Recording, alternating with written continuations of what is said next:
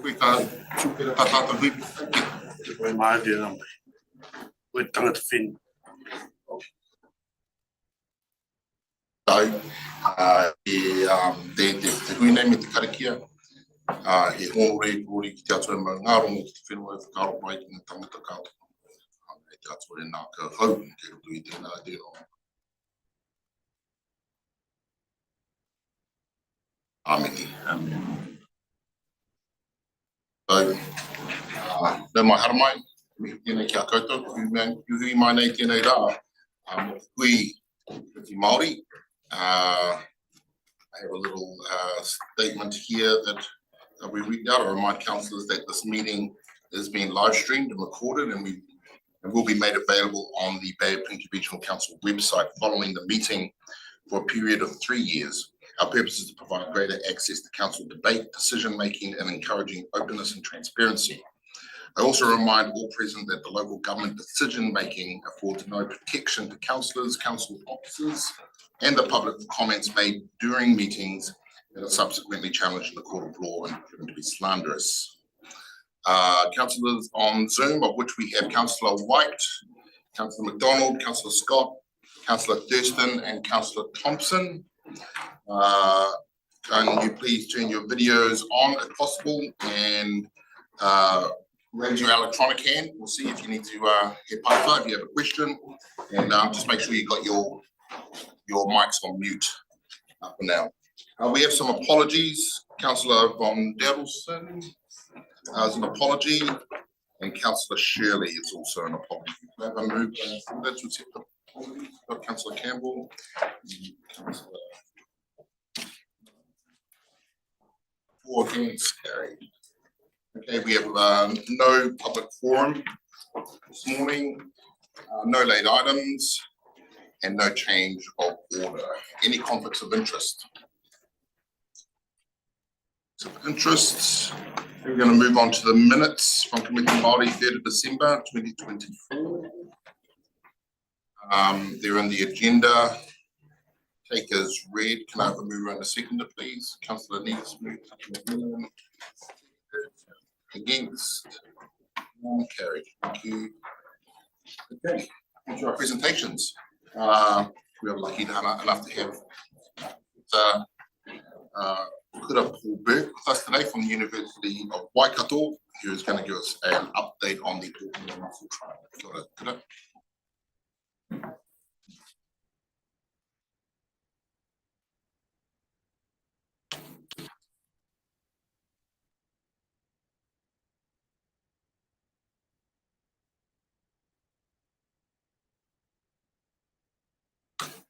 Kia ora koutou. I would like to share with you, I'll turn this way, a couple of projects that actively use Mātauranga Māori to assist practical marine restoration efforts in Te Moana Atoi. The projects I'm going to talk about, one is an update on Ōhua Harbour and the second is on a Pāua project in Tauranga Moana and here in Whakatane.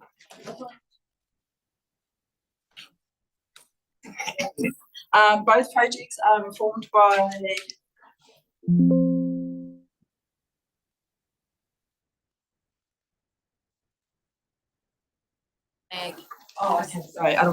Both projects are informed by intergenerational knowledge.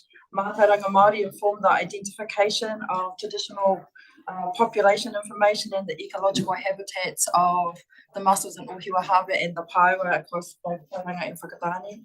The projects then combine kaitiakitanga or active pragmatic action alongside marine science field work methods and tikanga Māori or Māori ways of knowing, thinking and doing, inform the research, practice and theoretical methodologies in and out of the water. Got life jackets on? Did anyone on New Zealand? Tika. Will you press it perhaps, Shari? Oh, yeah. So in Ōhua Harbour, many of you will already know that we have been working with Ngāti Awa and the Ōhua Harbour Implementation Forum, which is part of the Regional Council, to restore the mussels, breedlet mussels in the harbour in 2007, there were 4 traditional beds, one of which was 2 Ks, continuous amazing reef, amazing reef, which had about 112 million mussels.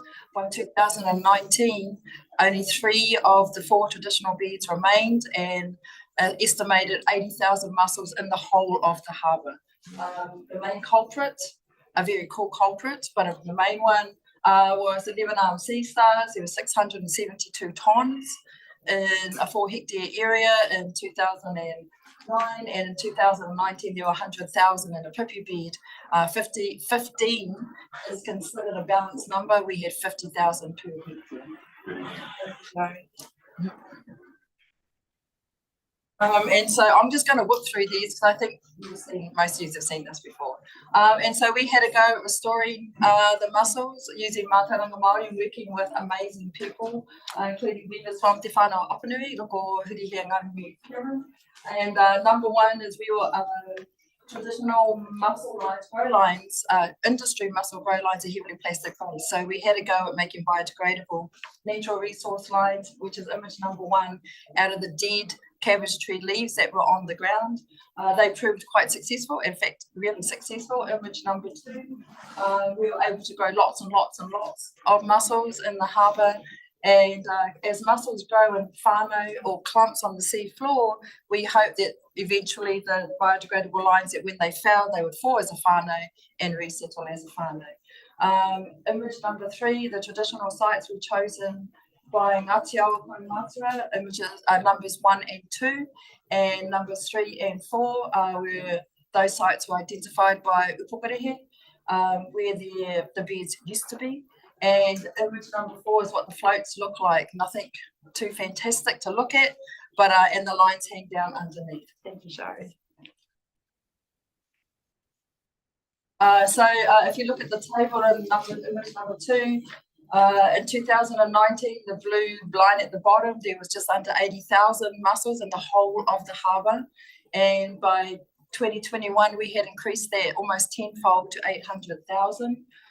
You can still see the numbers 1, 2, 3, and 4 in that big map there. The orange, kind of orange shapes, that's where new mussel beds were starting to form. K1, K2, K3, and K4. If you look on the table where it says K3, there were 13,000 mussels on the floor there in 2020, and that had declined to less than 2,000. That's because that's where the 100,000 sea stars were, eating all the pippies, which were right next to them. And that's, I like the photo on the bottom because that's how cool our mussels look, to say. Kia ora. Thank you, Shari. I know this isn't a very pretty looking map, however, so in July 2023, we went for a dive under the restoration stations, and the yellow part of that map there is 16 million mussels on the sea floor, naturally repopulating themselves at about 3.5 hectares. Note the red triangle, because we went for another dive in December 2 months ago. Are you ready? It's exciting. I am excited. So you're all excited because it's mussels and ohua. The yellow is the 16 million mussel bed in 2023. Do you notice the blue?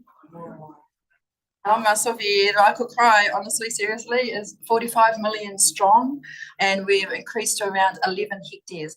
That's the same bed that had 112 millions in 2007 and nothing in 2019. It's the same bed that my daddy used to take us to collect mussels. So note the red triangle, we're still there, and the next, that's I'm pointing, you can't see my fingers pointing through, but the boat ramp is by the blue. So if you go to the next slide, so these are just the stats, the science around it. So in December 24, there's 45 million mussels on the sea floor, around 11 hectares. There's around 580,000 cushion stars, which is image 1. Work that our PhD student, she's actually from Ngāti Awa as well, Megan Nanapia, did, identified that cushion stars may be a bottleneck to mussel recruitment. That cushion stars eat baby mussels, which is why it's hard to restore mussels, because of those cute little tiny cushion stars, ferocious and they eat a lot of the babies. So, and then of course we also have image number 2, the 11-armed sea star, which then eats the bigger mussels. At December, like just 2 months ago, we have 60% baby mussels, which is really amazing information that we can grow out in Mokopuna on the seafloor. 24% of the new mussel bears are teenagers and 16% are adults. Thanks, Sharon. So this is our new 2024 bed. Area A, we can tell you, it's been double checked, I'm telling you the truth, 95% of our new baby mussels are in Area A. And also the majority of the cushion stars too, which kind of makes sense, right? Predator prey. Area B are those 2 green circly things. That's where our restoration stations are. So Area B is where the majority of the adult mussels are and the majority of the 11-armed sea star. It's also the core of the 2023 bed. So it's very dense with mussels. And then Area C has a range of all mussel sizes. And both sea star species are present. Thanks, Shari. So here's some cute little photo. So image 1 is that's how our baby mussels, a lot of mussels across Aotearoa grow on reefs, and people when they try to restore them either onto like reef rock or onto lots of dead shell as something for them to hang on to. But in Ohiwa Hati as just grow on the bottom. Like they actually, when you dive, you actually see that they actually build like little mounds to grow on out of the mud. So that's Area A is our babies, and Area C is at the end. Can you see the cushion star there on top of the mussels in image 2? Little critters. So the new mussel bees not only are fabulous news in terms of mussels, congratulations. I have both Komiti Regional Council and our iwi partners in Ngāti as well. This is the only successful mussel restoration project in the history of our country. So, and we are also increasing biodiversity. I think, I can't really tell because the fishes are, I saw Councillor McDonald clapping. I think that those are baby silver trevally. So the mussels are amazing, but they're also increasing biodiversity as well. Kia ora koutou. I'm now going to move into the next project, Snappy. This next project is called Piripaira. Piripaira can be translated into like a clingy paira or kotaku mokopuna, kotaku Piripaira. I like my clingy baby, my clingy paira. And it's a project which we did here in Whakatane with Ngāti Awa and in Tauranga Moana, and I'll show you about in a minute. What we wanted to know about our paira is image number 3 is how are our paira?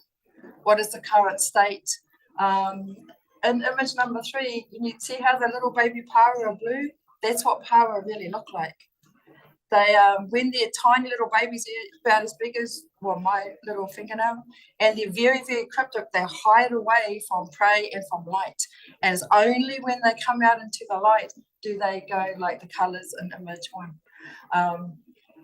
So we wanted to know what is the current state of paira even in Tauranga Moana. And we also wanted to know, image 1, how fast do they grow in the wild? Are they fast growers? Are they slow growers? And could that inform decision making and management? And then image number 2, I know it's not very pretty, but not only do we want to know how fast do our paira grow, but how big are they in size when they can get hapu and have babies? In terms of decision making and management of what size should we take paira and can we keep having babies? Kia ora, Sharon. So the project, so across the 2 sites, image 1 is Te Rohi Moana o Ngāti Awa here in Whakatane, and we actually did population surveys in 2010, way back when I had brown hair and was young as. Image 1 is Kohi, site 1, site 2 is Motuhora, and site 3 is Rurima. And in Tauranga Moana, we did the Tauranga Moana Mā Taitai Reserve in 2013. At Mowal, site 2 is Moturiki, Leisure Island, and site 3 is Motuoto or Rabbit Island. So we use those surveys that we did back in 2010 and 2013 as a baseline for 2023-24.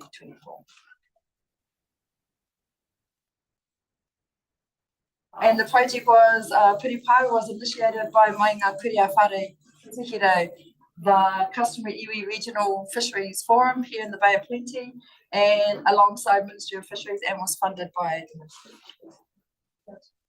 But it's taken here. And all of our projects starts with the knowledge, intergenerational knowledge, and this project was no different. Thank you, Shari. No, okay, fine. So for the population surveys, we wanted to know where are our paua, how many are there and how big or small, and the size range is really important because we want to make sure that we have mokopuna and grandparents across the sizes. And you'll see how the size of the image there starts at size class 3. That's because 1 and 2 are almost impossible to find when you're surveying. And on the side where it says size classes, size class 7, remember 7, because that's a legal take size that we can harvest our paua at 125 millimeters shell length. Thank you, Shari. So in 2023, actually 2022 and 2023, we did lots of diving here in Whakatane and Rohiwana or Ngatiawa, and then we just check my numbers. In 2010, we surveyed just over 2,500 paua, and in 2023, then had increased to around 4,000. That's not saying that there's only that amount of paua there, because when you survey, you just, paua grow in lines. You follow the line of the paua, and you can't do everything because it just samples.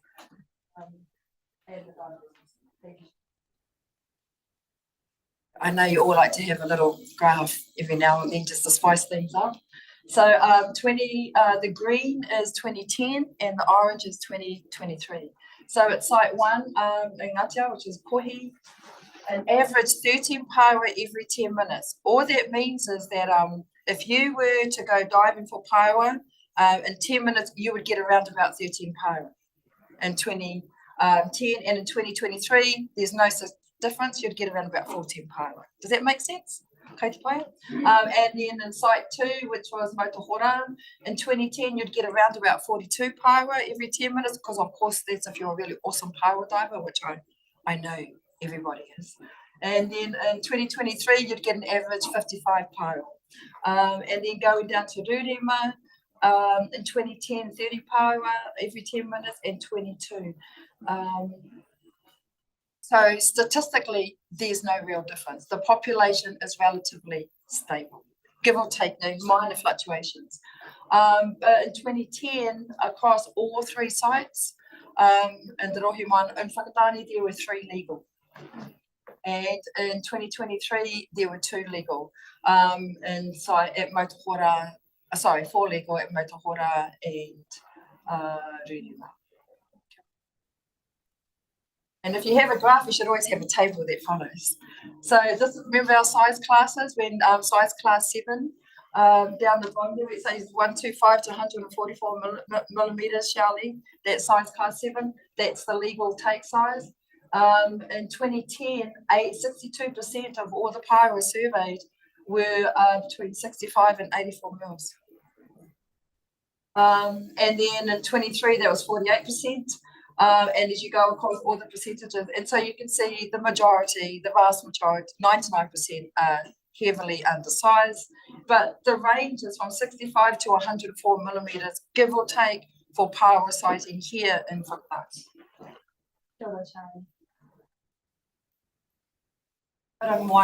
So in 2013, we went out with 2 Piahana last year and some other kaumātua, and they identified the sites, the traditional sites to dive. We went back again in April 23 and went to the Customary Fisheries Forum in Tauranga, and they added additional sites, which is where the white circles are. So site 2, Moturiki Leisure Island, we didn't survey that in 2013, we only did in 23.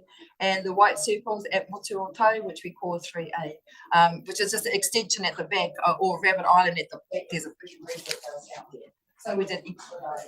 And in Tauranga, we did tell you how many because I can't find it without my glasses.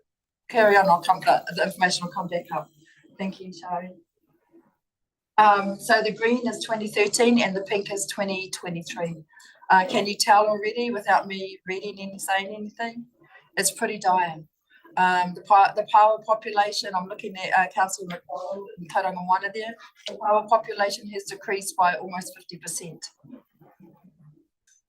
So at site 1, which is Mowal, around the Mount, there was an average 31 paewa per every 10 minutes in 2013, which reduced to 15.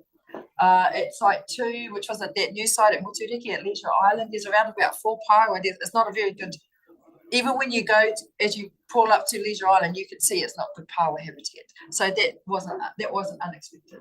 Site 3, Motuotau, which was really sad, was that in 2013, you could get an average 80 paewa every 10 minutes on breath hold, not breath hold, free diving, and but that had reduced to 42 paewa in 23, and the extended arm was around 11.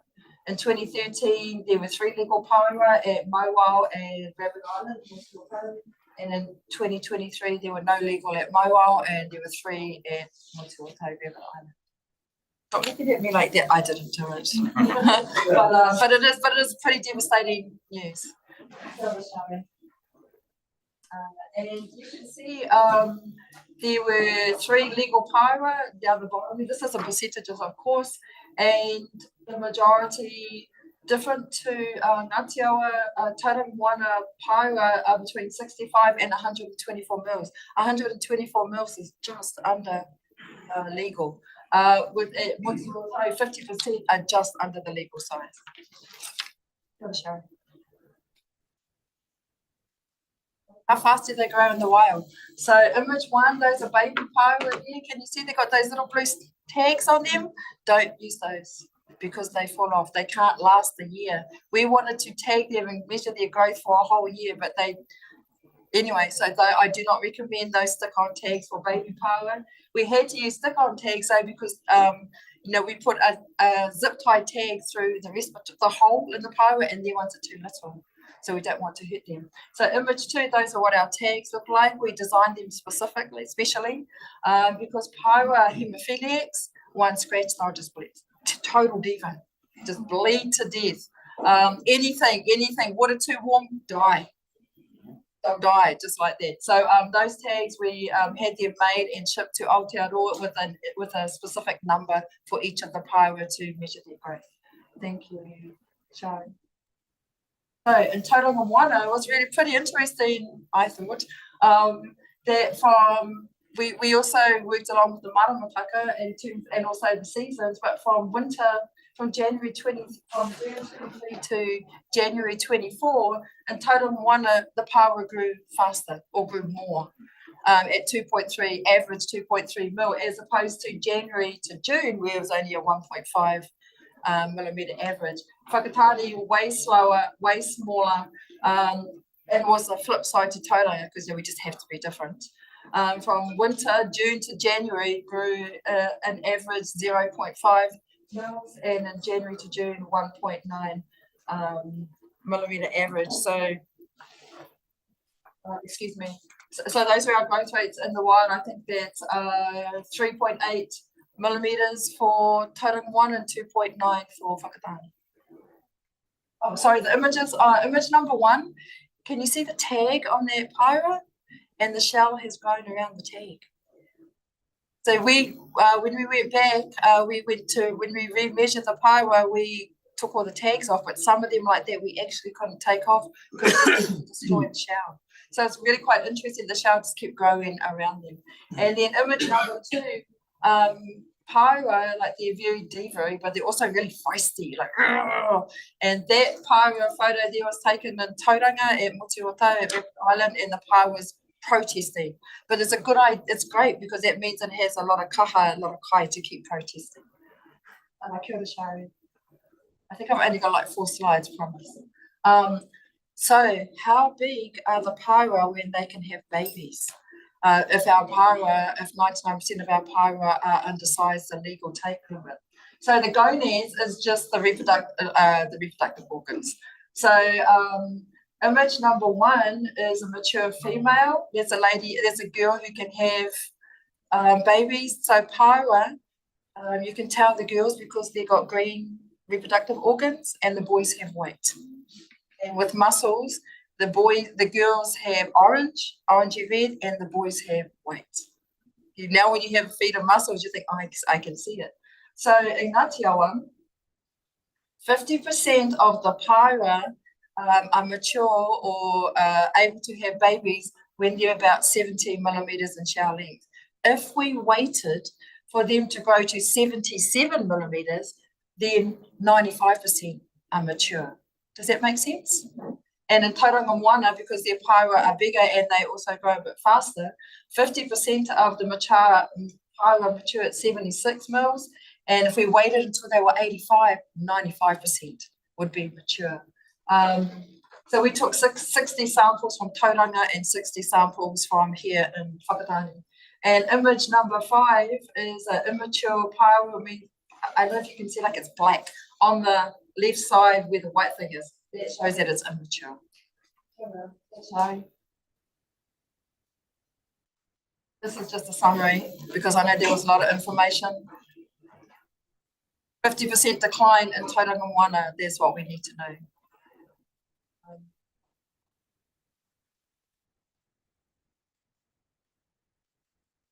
Right at the end of it, Wakapai. Oh, is there 2 other slides before that?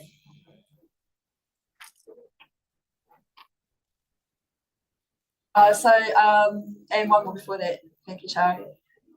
So as part of every project we do, not only do we include kaumātua intergenerational knowledge, but we also look for succession because we're all getting older. And the only way for our young people the only way for us, in our thinking, to assist our young people to move into be competent, capable kaitiaki of tomorrow, hunga tiaki, is to provide access for them to participate and learn. So we trained an amazing group from both Tauranga Moana and Whakatane, and now those people in those photos are all qualified level 1 SSI freedivers. And we also did survey training and identification of the water, etc. Thank you, Shari, the last photo. Yeah, and so our taiwi just means like young people. They assisted us. Image 1 is the tagging the Paua in the field. Image 2 is kina, nothing to do with Paua in this project, but apparently it was really important. And image 3, so they all learned the basic day skipper training as well on our boat. And image 4, recording data in the water, driving the boat, and 6, measuring our Paua.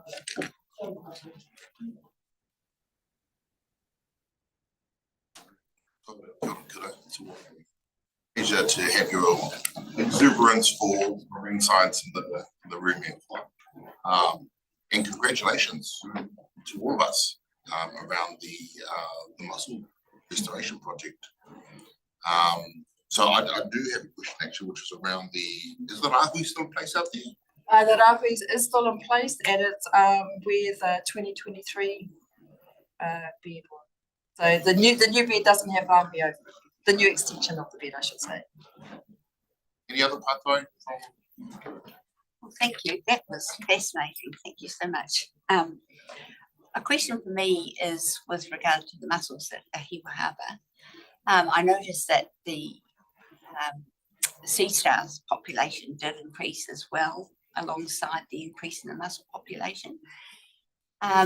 Is there any way of predating on those and getting rid of them because they could continue to grow and you might have a decline again in the future? Or do you think you've got past the point of possible decline because of that increasing sea star?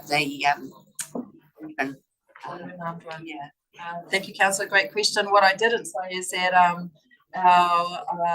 we had a PhD student working with us when we were doing the restoration in the harbour of Bank, and her PhD Megan's PhD was looking at sea star management.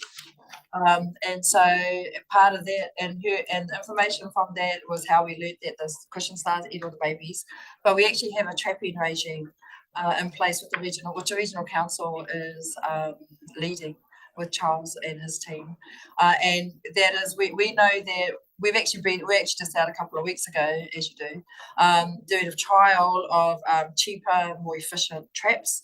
And we know that we can trap the little cushion stars, they will come to a trap. But you can't dive for the cushion stars because they're so tiny and they blend in, they're kind of grey, they blend into the seafloor. So we can remove the starfish, the big ones, 11 arm, by diving, and you can effectively and efficiently remove the cushion stars by trapping. Our question when we had a trial, seriously, it was just 2 weeks ago, was now that there's 45 million mussels, would they come to a trap? Which is right in front of them. So, and we use bonito bait, and they did. So, that's a really good question. So, the success of the mussel restoration is coupled with sea star management as well. We're not getting them into ice cream anymore. Yes. Well, we did a product where we use the starfish have strong collagen. And so we made a hand cream, which I was hoping to make into a face cream, and then so there's an option there. But we actually have, working with the regional council here, we actually have someone in Christchurch who's very interested to take the starfish, and we don't take all the starfish because they're actually meant to be there. And he will be looking at collagen development stuff. Councillor McDonald. Kia ora, kura. Thanks for your presentation, an amazing one once again. Love the work that you're doing, ngā mihi. I've got 3 questions. My first question is around the decline in power in Tauranga Moana. Why is that happening? 2, are the Tauranga customary fishers that you're working with looking at rāhui on those sites for power gathering? And my third one was around your mentioning in one of your presentations around global warming, and what is the implication then of that with the of the mussels, the survival of the power, and what's your forward thinking on that one, Kura? Thank you. Kia ora, Councillor McDonald. So in answer to your first question, why is the decline in Tauranga Moana on the paiwa?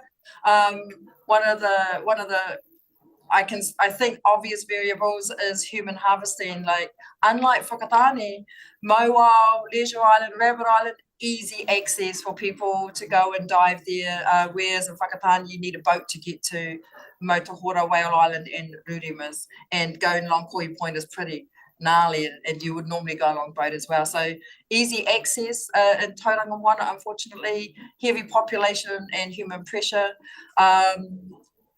And also, of course, probably overfishing, which would then impact the predators that would eat paiwa, perhaps.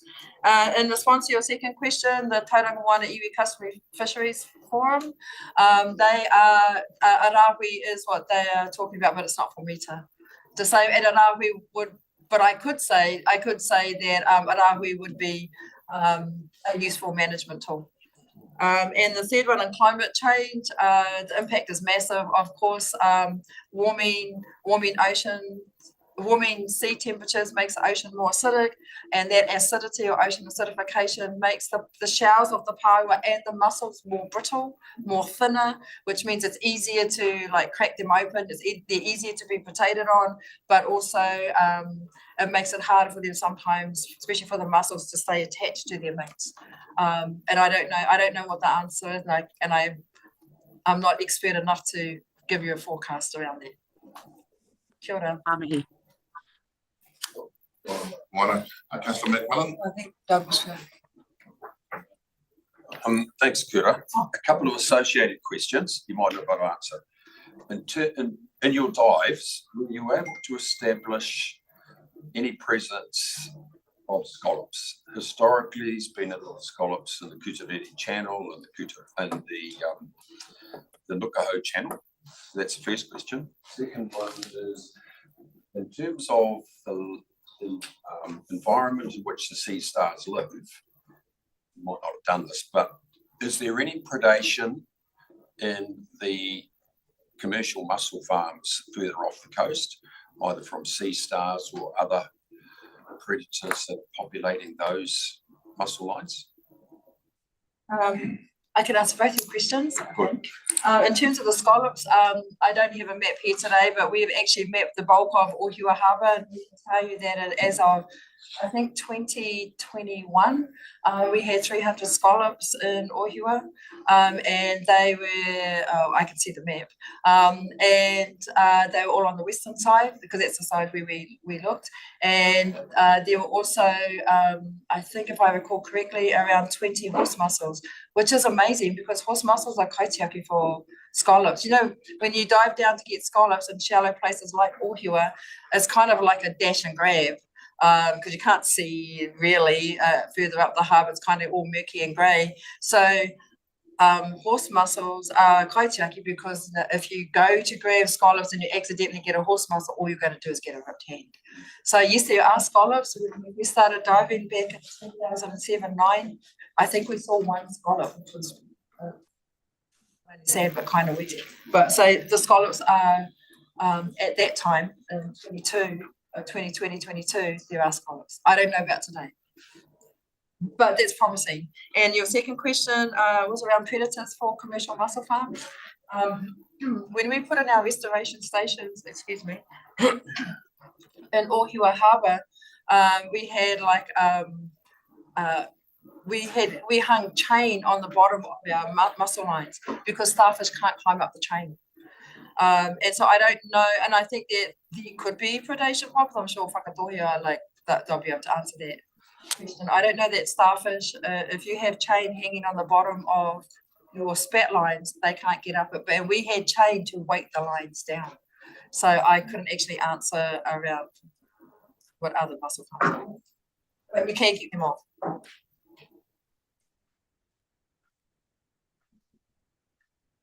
Kia ora. I think I saw some footage, I think it was you, in the Hauraki Gulf with tipping like millions of mussels down chutes off a boat. So presumably just to land on sand, but that they would actually make their colonies that way. Is that right?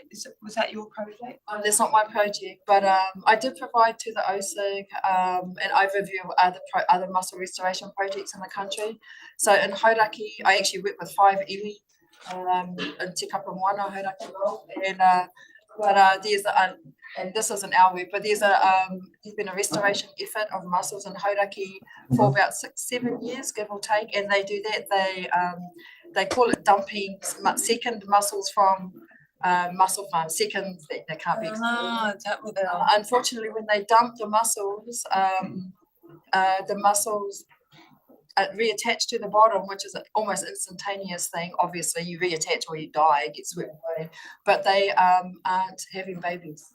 So, and I think that if we're talking about restoration from the perspective that we take, a Te Ao Māori approach, I think also the language of restoration is really important. When we talk about dumping mussels, it tells you like I don't really care about you, and also that these seconds are not mussels, like they're still taonga. They fed all of our ancestors and hopefully all of our mokopuna. So unfortunately, they haven't been able to grow babies. Right. So with the habitat, with the cabbage tree, they are able to reproduce if you provide that habitat. Yeah, but if you just dump them, then they're not reproducing. In Ohiwa, we did a lot of work, years work beforehand, and so yes, the biodegradable lines grow mussels, but so do industry lines as well. So they're both successful at growing the mussels. But what we wanted to do in Ohiwa was retain the whakapuka. Can we grow mussels from Ohiwa, in Ohiwa, for Ohiwa? Because if we were to take all of us here and take us to Antarctica, would we survive? So if you were to take mussels from somewhere else and bring them into a different location, would it survive? So I think it's just a different way of maybe approaching it. Yeah. Kia ora. We've got time for one more question, Councillor White. Yeah, kia ora kura. Nice to see you outside the Waihi estuary. It's lovely to see you and know the work you're doing. The issue of climate change and warming sea levels is concerning me because I think it seems to be happening faster than people appreciate. And in that respect, do you see an alternative? I mean, of course, this is all good in terms of the research you're doing, but do you see a future where we would be potentially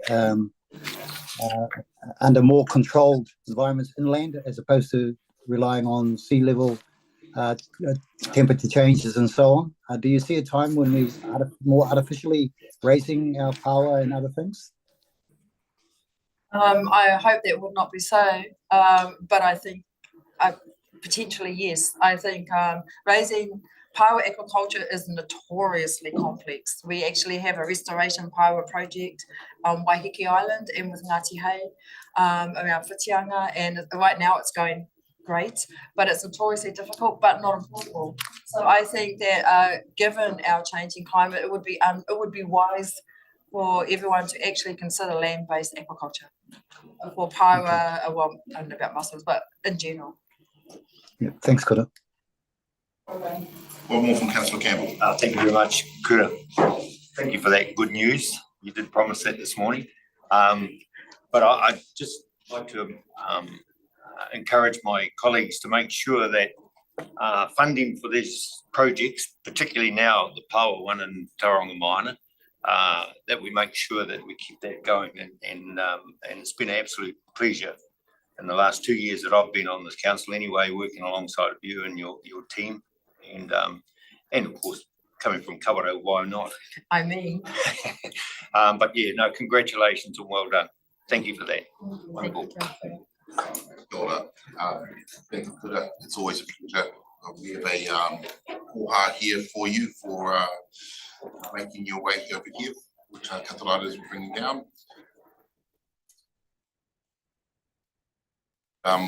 We'll see you again soon with some more amazing news. Thank you. Well done.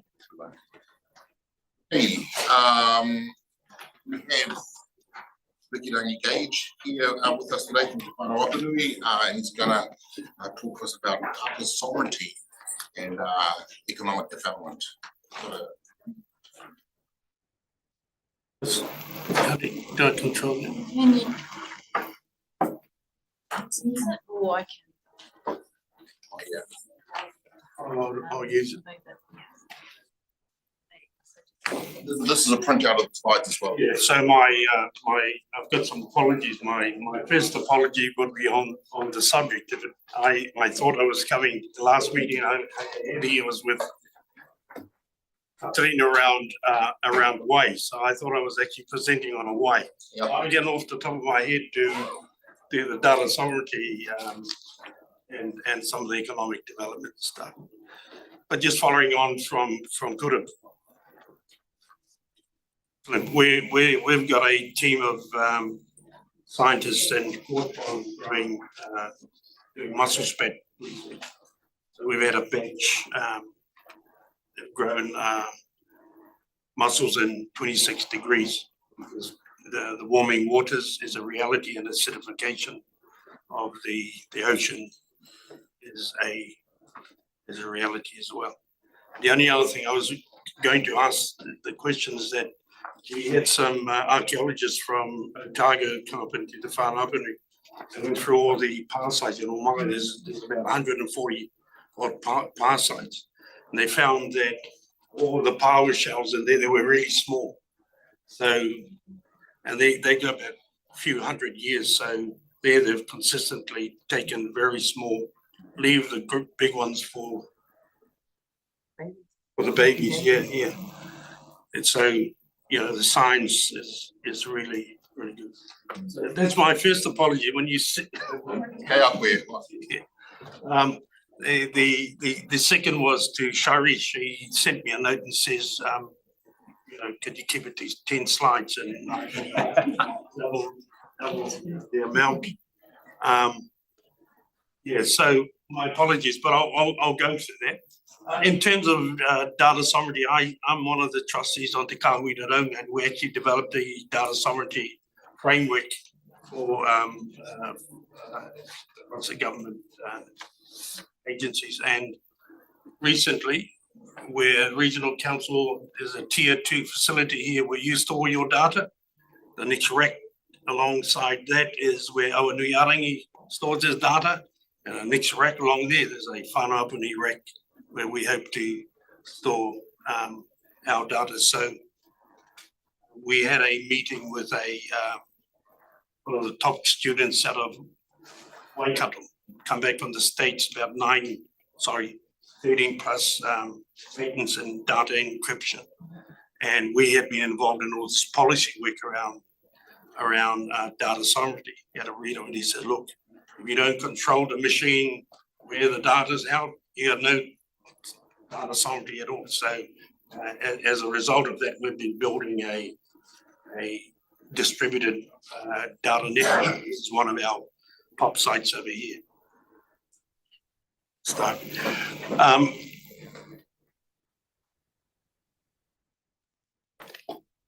That's what I was going to be talking about, water. So as an introduction, we've since the last 21 years, we've been in negotiations with the government over our treaty settlement. We're one of two iwi that the Crown negotiated with over foreshore seabed, now Mecca, and we did our substantive negotiations following that. And all I was going to add is I had long black hair when I started the process. But in terms of our area, I always show this map because it shows, and it's in 1939, but it shows a decline. Where's the Māori land in Aotearoa? And you'll see in our area, we're one of the last areas where we retained the ownership of our lands. And that in some ways explains some of our attitude talking with the Crown and talking with anybody else is not linked to us. I think I said in one of these, it's the other one, the apologies for the spelling. Our rivers know no other gumboots, and our mahinga kai know no other hands. Basically, it's been our tribal domain where we exercise our mana. I purposely put whakaari in there because one of our hapus claims that they are the last traditional owners of whakaari before it was sold to Tapsel in 1839. So we've been in High Court, Appeal Court, and just recently the Supreme Court in that. And I dare say that those discussions will continue after. So if you look at our sea space and you look at our land space, that gives you an idea of how. Where did I put this in?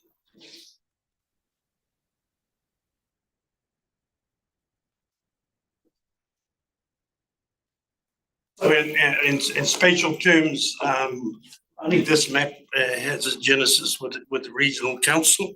But it just shows you how many thousands of hectares you're talking about. And from an economic point of view, we've pivoted towards the ocean, both in terms of the blue economy and aquaculture in particular, and hence our focus on spat. And we're in talks with Mona about doing oyster spat as well. We're hoping to get a good letter from Minister Jones approving some funding to build a smaller, another spat, build two spat facilities, a smaller one in Oporiki, so we can assist with the Whakatoia project. There's a big pivot for us, Ki Te Moana. You'll be aware of an application we've made for 10,000 hectares of space. We've got two in the fast track. There's another 18,000 sitting up there between us and the party, and that was we had one of the chair of Te Utu with us in that little spot there. So you'll see those first lines of the 12 mile zone. In between that was international waters, and they're around Whakaari.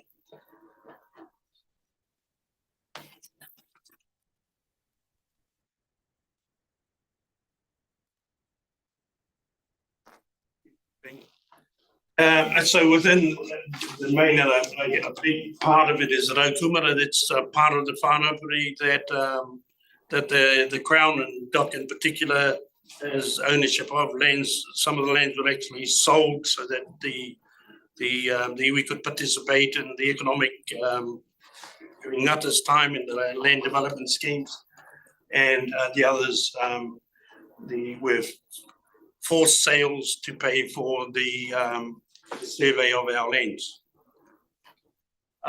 So the largest mountain to the sea native forest landscape of its scale lived in the North Island.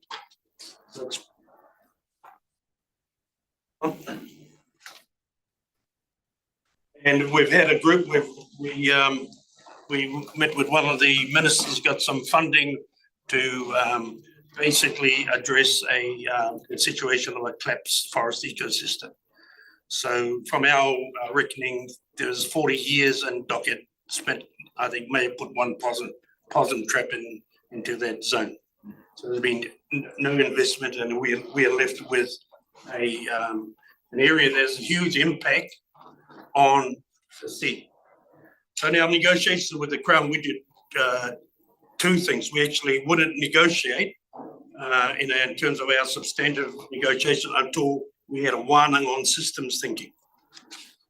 We brought systems scientists because one of our concerns is as with a lot of this stuff is the thinking that goes into it. And we were faced with basically a templated approach. Our day one was how much land have you lost and what's the size of your population, because they had a formula for that, which says we haven't lost any land, thank you. And so we had to reject things. The other thing that came out of there is that we knew that we were going to disagree on things. So we agreed on this cover, that when we get to a stage like that, we park and we go and explore together. So there is our settlement is a result of that sort of process. Last week I had some people from Apple from the States in Sydney visiting with us. Unfortunately for me, one of them says she loves goats as well. We've killed about 6,900 goats in the area, but I'll just give you an idea of the amount of work that's been done and the impact we've had. Passing Archipelago, iwi driven. So from that sort of mana motuhake, if we're not involved in it, and so economically speaking, we're not involved in the process, then things go right. A good example of that, and the model, I'm flipping out of this and the economic stuff. So the model we use is this, developing this economic horse that pulls the social, cultural, and environmental cart. Now, most of economic development is compartmentalized. And so we wanted a whole of systems approach. And whānau is a good example. I've mentioned in other forums. The medium household income there is $16,700. Most of the people open the door out when they step out. There's a multi-million-dollar kiwi fruit industry sitting at the doorstep. So obviously, the cart and the horse hasn't been joined up. It wasn't designed that way. And from our perspective, unless we're involved in the design, unless our values and our worldview are incorporated into the design principles, and the closest we've got to our worldview is systems thinking. And there was I think there was one of our Uri was doing a master's paper and worked with the Peruvians, and they had said systems thinking is the closest you get. When you talk about whanaungatanga or the integrated nature of nation of nature and adaptive or complex adaptive systems and so forth. So there was some science. There's a way that we could translate some of our worldview and priorities into mahi, into process. So that's what sits behind that.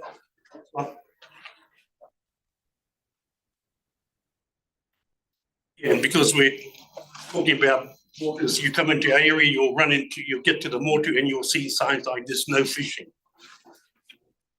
And I remember in negotiations with Minister Cullen, our first walk out of negotiations was over Rahui. And it was only because we have Rahui for spiritual, not only conservational issues. And that's an example of that that spiritual being actually part of the whole mana relationship that we have. I don't know if you see anything like that in other places. Next one. Yeah, sorry about the thing. That's why we got the printout for you, but that's basically we call the old Turoa framework that we use, and it's a whole of systems. It's from a mountain to the sea. Recently, when Gabrielle came through, Chris Battersall from Waikato Uni sent me this map taken from satellite. Those areas, the colour of the water that's coming out of those two rivers was the Raukokore and the Whangaparao rivers. They're not dissimilar to what's coming out on the Gisborne side. And we've found out that there's probably 30% of the inshore fishery that's been destroyed by the mud that's come down the rivers. And that mud, a lot of it has its source in the raukumaras. So we don't fix up the raukumaras. We're looking at any aquaculture or industry in whānapuni. We've got photos of just the impact around in Tauranga, rotting seaweed. So with this, because they can't photosynthesize. So that's a linkage. So this whole systems thing doesn't talk about compartmentalization. It talks about treating our te ao tūroa te whānapuni as an integrated whole. And so this framework sits over the. I was thinking about water. I've just pulled out the water ones in the next slide.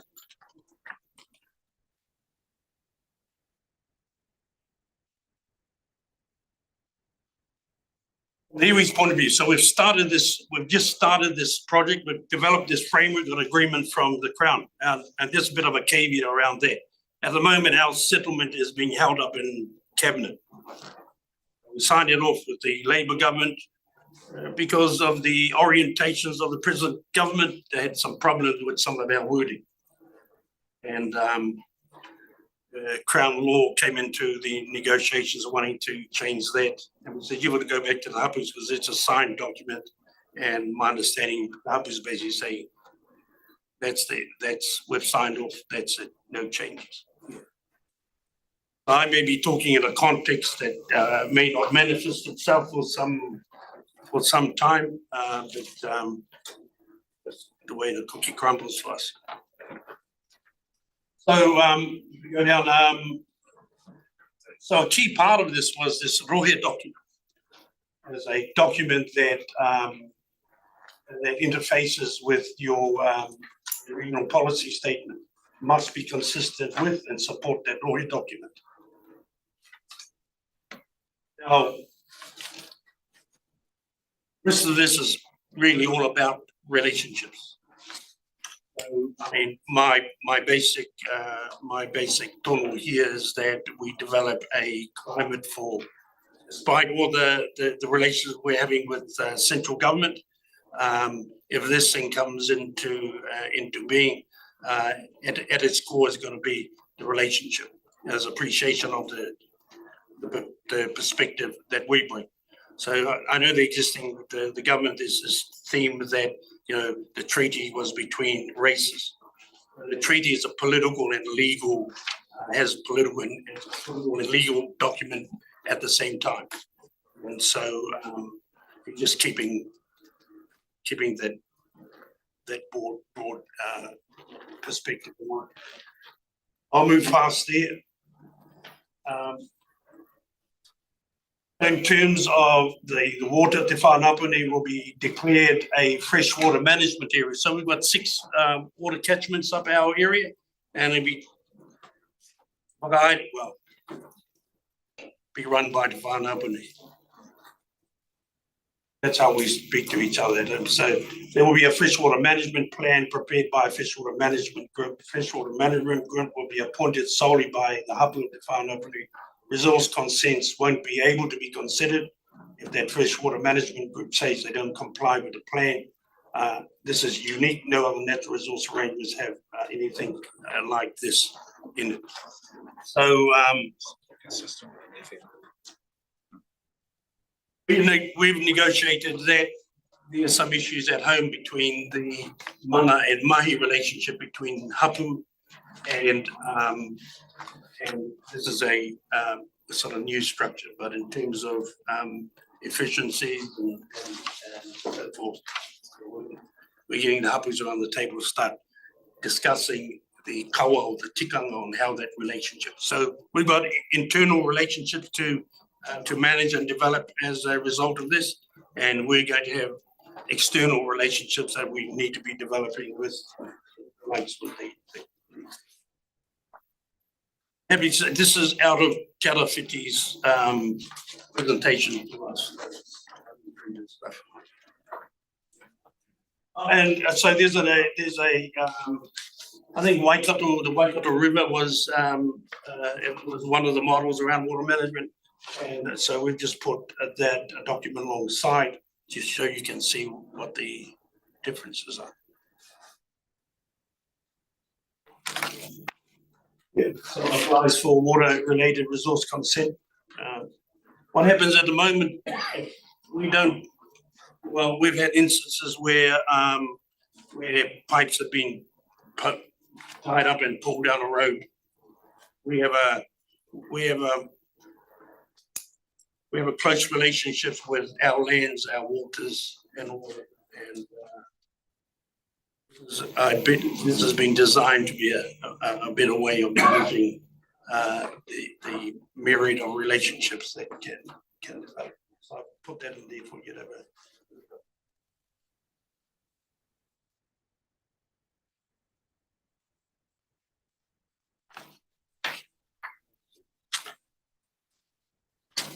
So inside, I mean, there are relationship agreements. So to me, that would be a starting point in terms of.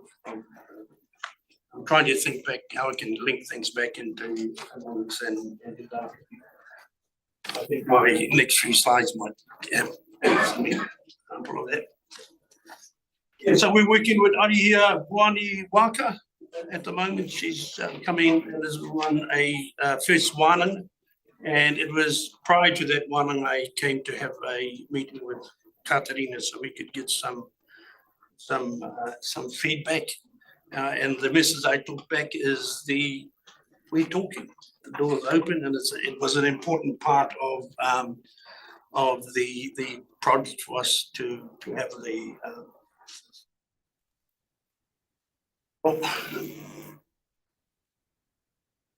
Okay, so one of the things we did was to look at who's doing what in our rivers, and so the Motu, the Haparapara, and the Kiriu rivers were the 3 rivers we looked at. I think there's only stuff that's happening up in our way, and I just did a quick look at.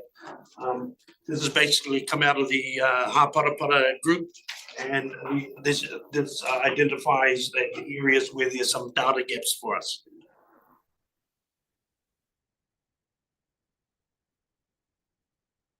Go through and we can read through that.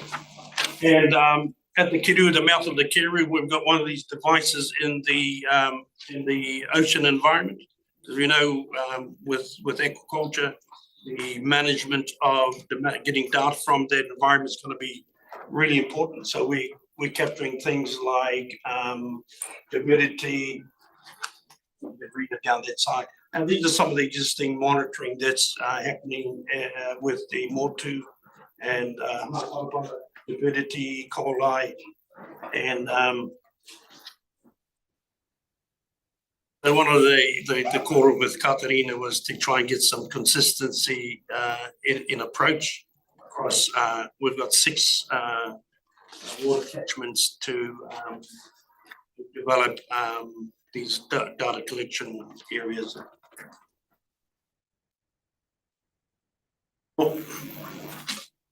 So there's a little bit of economics here. Development. One of the things we're doing other than the aquaculture stuff, attended COP27 in Egypt. There's a group of iwi there, came back, formed in Halo to look specifically at green and blue carbon projects. Me on the camel when I was, everyone was inside looking at in the tomb. I was out riding around on a camel. Excellent. So we met up there with Ralph Charmy out of the International Monetary Fund. Basically, we're funded by Conservation International, who sit on in Monahela, and Steve Jobs' wife sits on the board as well, which is why we're having talks with Apple. I think that's the reason they got to come in. But I mean, his message to us as Indigenous groups is there's a new global asset class, sequestering carbon systems. And this is taken from some of his talk that he gave. Humanity is facing 2 risks, not only the risk of climate change, but also the risk of nature itself. Now, Ralph has been leading some work in the United Nations to get whales recognized as ambassadors of the ocean. So we traveled with him and with the Māori king up to Rarotonga, and the Ariki of Rarotonga signed into a whakaputunga te mana o te tora, giving legal personality or some rights to whales and why. Now, Ralph explained this is taken from a talk he gave at the Te Kaha Marae, because people wanted to know why he was interested in whales. So he talked about phytoplankton. So these microscopic organisms capture 33 gigatons of carbon dioxide every year. That's equivalent to 4 Amazon forests. Now, the phytoplankton, in order to live, needs phosphorus, nitrogen, and the limiting factor in many places is iron. So he posed the question to the wharenui. So would you like to know where they find these items? In the poop of whales. So nā te wera kōra tātou. And the other thing he stressed on is for every second breath, they're responsible for 50% of the oxygen on the planet. So every second breath you take, there's some little creatures out in the ocean that you should be. So this has been part of a sort of, not awakening, but it just emphasizes the importance of our relationship with nature and our relationship with the oceans in particular. So through Ralph and through Carlos Duarte, who's out of the, referred to as the father of blue carbon, as a scientist out of the Abdullah University, and those 2 gentlemen have both been up in Te Kaha. We're in the negotiations with KPMG, a leading negotiator out of Singapore, leading negotiations with us and a big a commodity company who's put 30 million US on the table so we can develop projects in both green and blue carbon. So at present we have a relationship with John Reed out of Canterbury University, which is the NATO. What they're doing is using satellite imagery and LiDAR imagery to develop the initial projects that go up to this fund. And we're following behind that with hopefully with LiDAR technology and drones, fixed wing drones and the like, using LiDAR, hyperspectrum, heat sensing. That's one of the reasons why we got the servo over here, because I hear we're going to need gigabytes, yeah, a lot of, to hold it. And we would then back that up and develop it, so the initial business case goes up, so we can activate, the fund. As part of that, we bought the, kiwi fruit industry, where I had a nursery up in, they spent about 2.2 million building a nursery up in Te Kā, and we picked that up for 425K, and that's part and parcel of this economic project looking at green carbon. Why green carbon? Gabriel. What's happening in the ocean is dependent on what's happening on the management systems that are taking place on land, and the Komiti in particular, the health of our water catchments. So pretty much aligned when you're going to manage the water catchment system. Big question is how. So we're basically using these projects to provide us with the infrastructure and the capacity, hopefully, to do that. That's the whole carbon business. So this is off a satellite one for us by a company in Singapore. We're going to use your satellites and your AI to tell us if it's worthwhile investing in blue carbon and green carbon projects in both Ngāti Porou and Whangarei. So at the moment, we're like the hub for Ngāti Porou. They came up to Egypt. They haven't. They're not on the next thing. So we said we're the closest whananga to them. So our facility, we're looking at being able to supply them. Yeah. So that's a photo of this right next to. So that's in the tier 2 facility you've got in Whakatane here. That's our server. Got nothing in at the moment. But it provides the storage, the whole data sovereignty. And so we've got Eco Index and Nature Positive who are working on that initial high-level business case. And we're developing the capacity to basically do the same thing, but ground truth, all that, and looking at relationship with a couple of universities using AI to help us do the calculations on carbon sequestration over areas and that, using drones like, is it Envico in Tauranga that year. So we've had talks with that. And the important thing for us at the moment is really looking at developing this digital platform. We're lucky with the Raukumara have got a digital platform of sorts using ArcGIS. Now, we had Gabriel. The other thing for both the infrastructure, the technology, not only for economic, but during civil emergencies, those drones can go and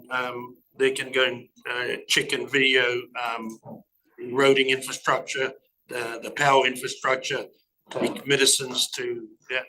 And what we're wanting to do is have some law change so that the information held by the health sector, so we know the households where we have people we'd consider read. We'll take photos because for some of our driveways you need 4-wheel drive to get up there, and we want to know if you're going to be lifted out on the stretcher, able to walk, and all that sort of stuff. So the infrastructure lends itself to both economic, social, infrastructural, and environmental data, and then reporting. So that's the data capture in phase 1. Phase 2 is basically we'll carry on doing that for the rest of our land. So, after Gabriel, I sit on the Raukumara Governance Board, and the first thing I said, well, what's been the impact of Gabriel on this ecosystem? Focus has been on killing possums, and couldn't say anything. So we're investing in infrastructure and that can give us feedback on that sort of data. But in an economic sense, so we've got relationships with Hawthorne, AUT, I've heard of enzyme, I've heard of a bio, what do you call these? You can make up algae and so forth, but they've got this, they discovered this enzyme in the belly of fish that eat seaweed that can break down the carbohydrates and things like dairy and all that sort of stuff. And so we've, Regional Council approved us some research sites. There may be 8 research sites in the Whanapiri. There may be only 8. That's why these universities are coming to us, because I think we might have the only research sites in the country. And so they're wanting to develop these sorts of relations, but also looking at commercial opportunities that might flow.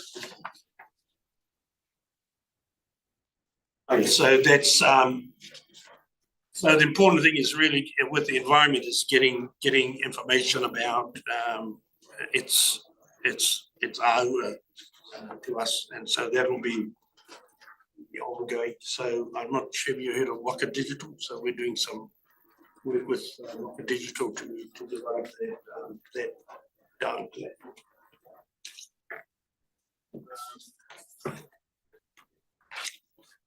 And the same with the operations. So at the moment they have these seeds and they sort of fire them out like big spreads. So we're looking at researching a magnesium base, like a solid shell that can be fired from a ground. And trees will grow from that, rather than humans carrying. Again, our nurseries you have to carry. Yeah. So there's some of the research that we're looking at doing, and of course, a lot of the information helps feed our water catchment plans and the state of the nation in that sort of context. Next one might be the end. Oh yeah, so that's the Tika nursery. So we're using as a hub for this green carbon operation. The link to so there's about 6 projects being identified and being scoped at the moment. So we're one of them. That's for the 20 mil, and that's from we will sit on. We're looking at we've signed an agreement with a company out of we were linked to them by the Sulki Nation from Vancouver, and I think they've got the latest science and research on Asparagopsis. So we're just signing off a relationship with them and caught on. They're basically going to pay for the science if we find 5,000 hectares to grow Asparagopsis to be processed. I think the climate problem is methane. Asparagopsis take about 80-90% of methane out of the guts of cows. But Tamara, who leads that project out of Canada, some problem with, I think it's bromine in the with the Asparagopsis, but she said there's actually other seaweed that you can pull this and get a feed. And the last is we're talking to the guys who Urchanomics. I think he's he's an Irishman who developed that. And Kinanomics is its translation into New Zealand. I think there's a group up in Ngāti that's been working on kina barons, taking the kinas out, on growing them, and selling them $300 to $600 a little thing up in as uni up in feeding them on seaweed. So those are some of as much as I can pull into the economic side. The other side for us is around infrastructures, around control of all the data that comes from us, about us, and developing infrastructure. We got a big push. We got some relations up in China, of all places, to try and fast track our people into AI. New Zealand's education system, as far as I'm concerned, is too slow. You've got this, the development is exponential in these high tech areas, and we're going to be left way behind the wave. Won't be able to catch anything. So we've been developing relationships up there so that we can get people to internships into companies that utilize AI. We've got a solar project that we're doing up at home, and yeah. So my thing, in later on, you might have the organizations. You'll have maybe co-martyrs, but people who are purpose focused. Whanapuri is what's its purpose as an iwi. If it isn't the well-being of all its members, no matter where they are in the country, and the rest, no need a CEO, don't need your finance or anything. You're gonna have AI doing all that sort of stuff. So we can collect all the data. We're gonna have some information to play around with when I think the Chinese are leading the AI war at the moment anyway, with the ability to, was it a deep seek, yes. So I think that might be the one after there. Wait.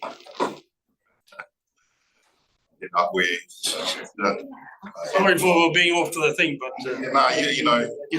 one thing about you, Te Whānau Apanuians, man, you do a lot, and the ambition is incredible.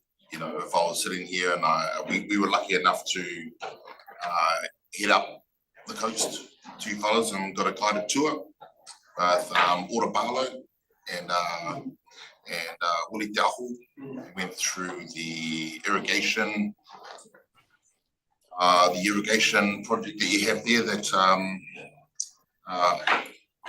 Shane helped with, all the houses that you followed. Was it? Hear nothing of what you believe, nothing you hear, and half of what you see. But you fellas down the coast there doing a lot. Yeah, what? I'm sure there's some questions. What a diplomatic dance you fellas are doing too with the crown. okay. What a diplomatic dance you're having to do with the crown and ultimately with, I guess, us as well, or the regional council, this entity. I know how Hapu centric you are as well. And contrasting it from the Kohu or Turawera where I reside, and how different that particular outlook is. So I do have, I'm going to open up for questions first. To respond to is that the importance of systems thinking for us is that, most of our received wisdom today, both organizational and otherwise, is out of industrial age thinking, so hierarchies and all that. So I came out of bureaucracy. So yeah, I bought something. Took a virus there before COVID got there, as a virus of how we think, how we organize.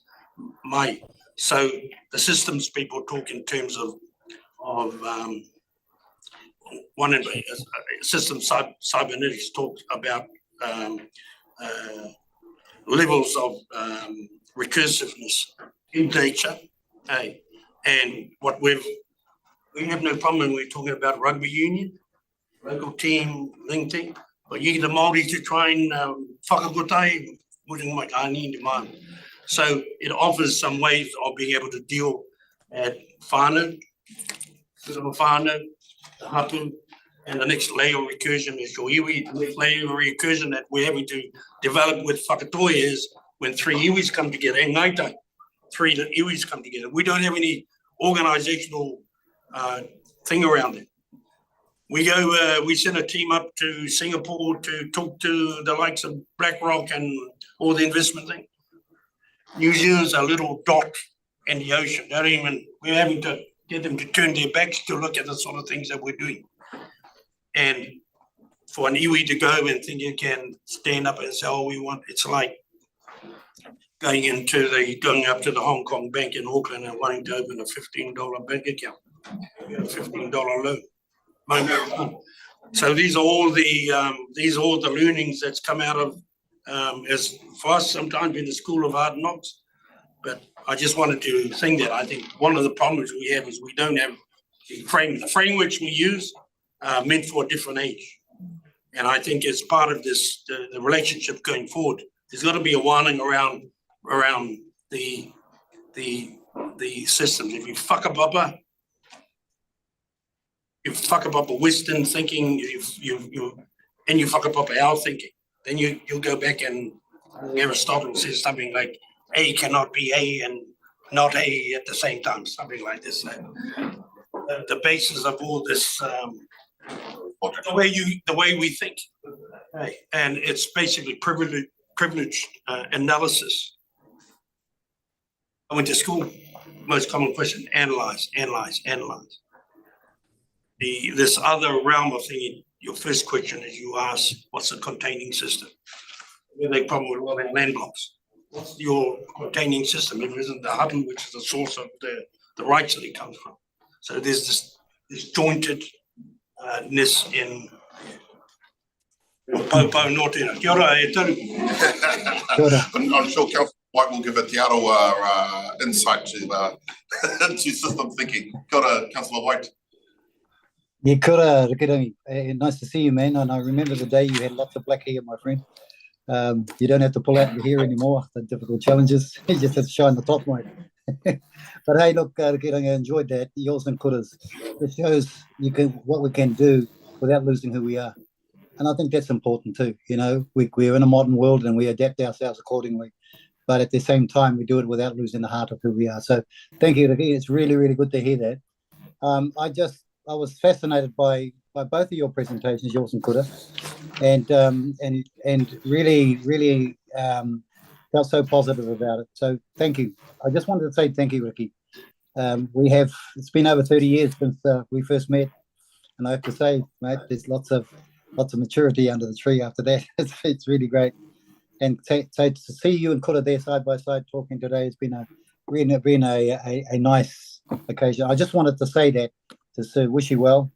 You highlighted a number of journeys that whānau and Apu were doing out the front, leading out the front.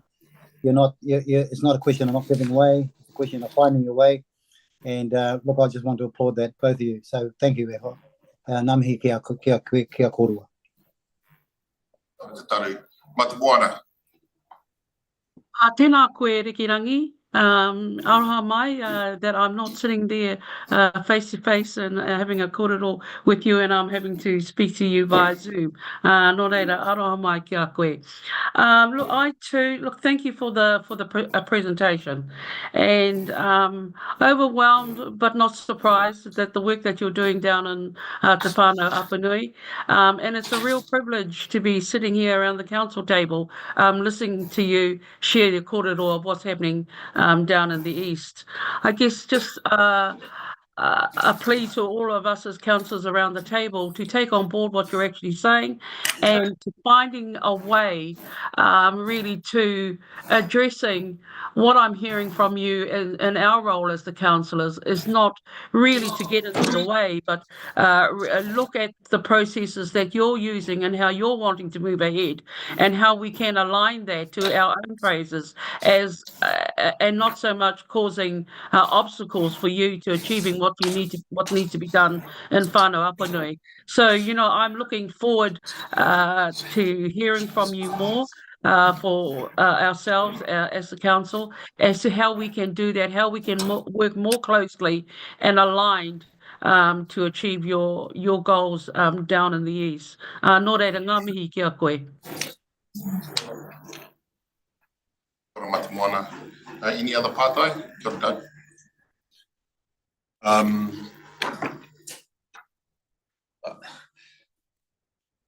few years ago, a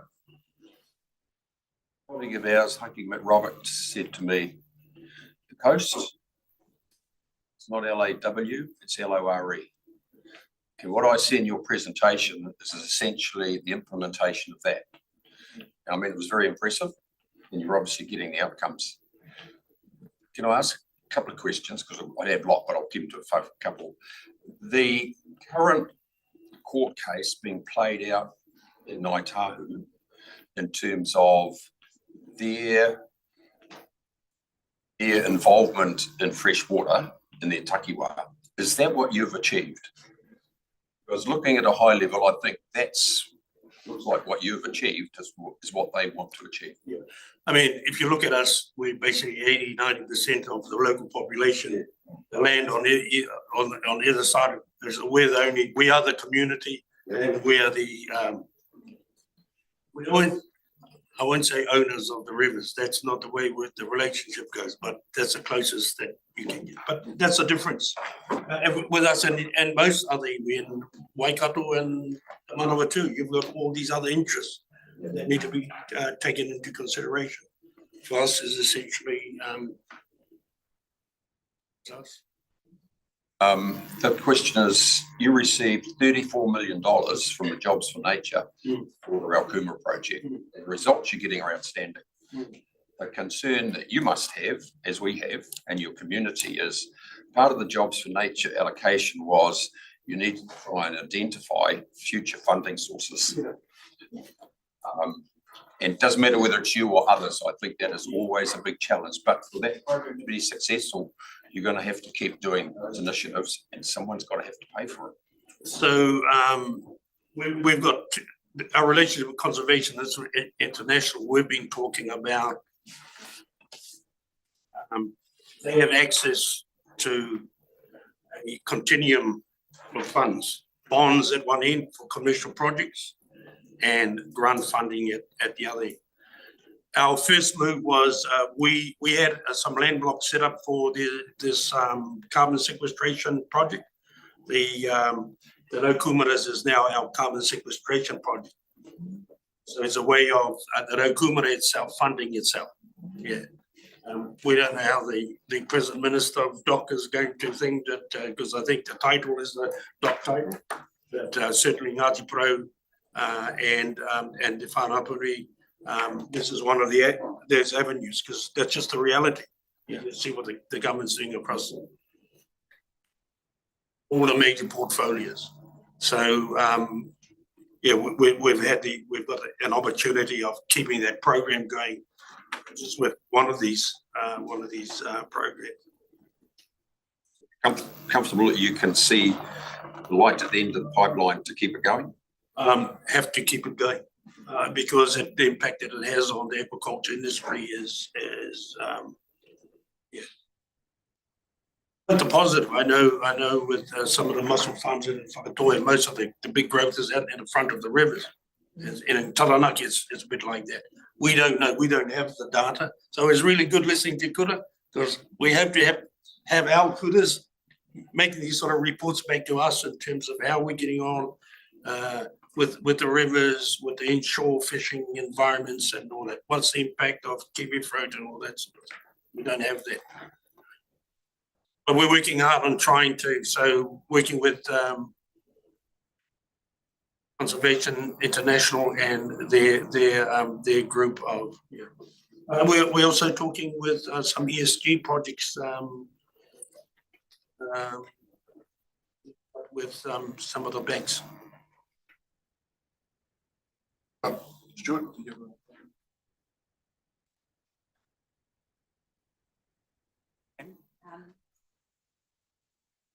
Very aware that we're facing a major change in a lot of our foundational legislation. Yes. Government's reforming the RMA. Yeah. We have something else to deal with. So changing a lot of our national policy statements, our environmental standards, our local government act, just about everything that you can think of is having the ruler run over it, and we're facing change. Now, you've done some really impressive work with your negotiations with the Crown. So given that it might be a completely different operating environment for 3 years, what would be your plan to revisit your settlement negotiations if the RMA, for example, doesn't exist anymore? it's up for the hapus to make that call. And, we settled with Labour government. And so we can just wait until the Labour comes around.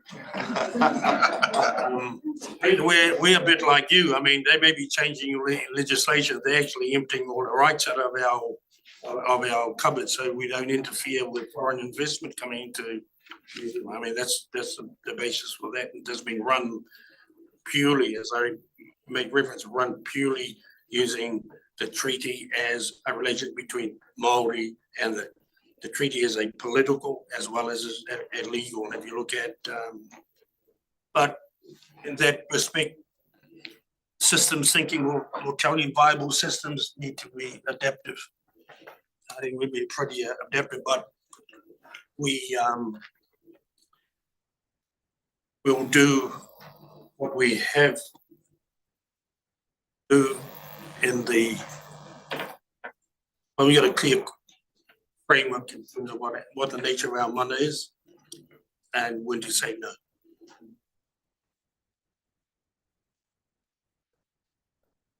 Well, thank you for coming in and bringing the whakaaro, the mahi, the kaha, the ihi and the wehi with the whānau up and everything up real well.